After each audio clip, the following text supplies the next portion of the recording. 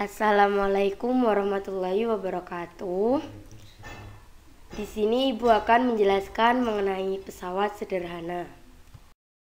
Pengungkit. Pengungkit atau disebut juga tuas merupakan pesawat sederhana yang paling sederhana.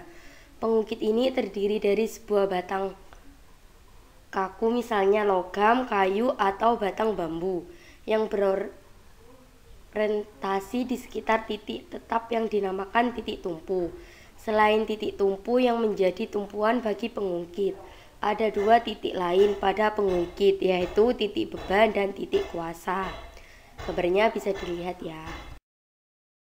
Kemudian jenis-jenis pengungkit. Yang pertama, pengungkit jenis pertama, disebut juga pengungkit kelas 1, memiliki letak titik tumpu yang berada di antara titik beban dan titik kuasa. Bentuk ini adalah bentuk dasar atau bentuk paling umum dari sebuah pengungkit. Contohnya adalah jungkat-jungkit, gunting, tang, palu, linggis, dan sejenisnya. Yang kedua, pengungkit jenis kedua, disebut juga pengungkit kelas 2, memiliki letak titik beban yang berada di antara titik kuasa dan titik tumpu.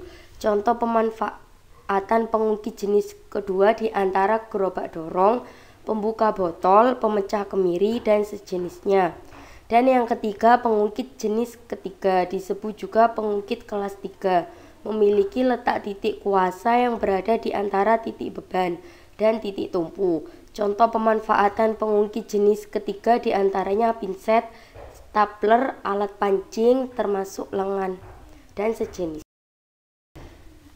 Kemudian katrol. Katrol merupakan pesawat sederhana yang terdiri dari sebuah roda atau piringan beralur dan tali atau kabel yang mengelilingi alur roda atau piringan tersebut. Ditinjau dari cara kerjanya, katrol merupakan jenis pengungkit karena pada katrol juga terdapat titik tumpu, titik kuasa, dan titik beban. Jenis katrol. Yang pertama, katrol tetap, merupakan katrol yang posisinya tidak berubah ketika digunakan. Biasanya posisi katrolnya terikat pada satu tempat tertentu. Titik tumpu sebuah katrol tetap terletak pada sumbu katrolnya.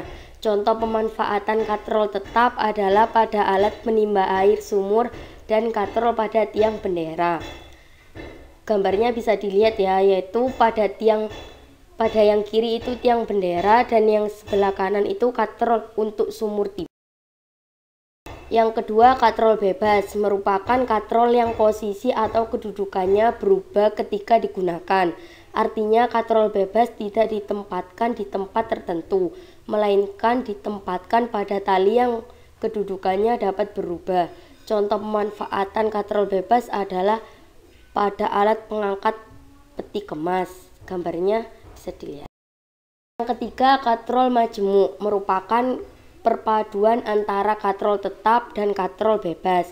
Kedua katrol ini dihubungkan dengan tali. Pada katrol majemuk, beban dikaitkan pada katrol bebas dan salah satu ujung tali dikaitkan pada penampang katrol tetap. Bila ujung tali yang lain ditarik, maka beban akan terangkat. Contohnya bisa dilihat di samping itu ya, ada. Kemudian bidang miring. Bidang miring merupakan salah satu jenis pesawat sederhana yang terdiri dari bidang datar yang salah satu ujungnya lebih tinggi daripada ujung lainnya. Bidang miring diposisikan miring agar dapat memperkecil gaya yang dibutuhkan untuk memindahkan benda ke tempat yang lebih tinggi dibandingkan mengangkatnya secara vertikal.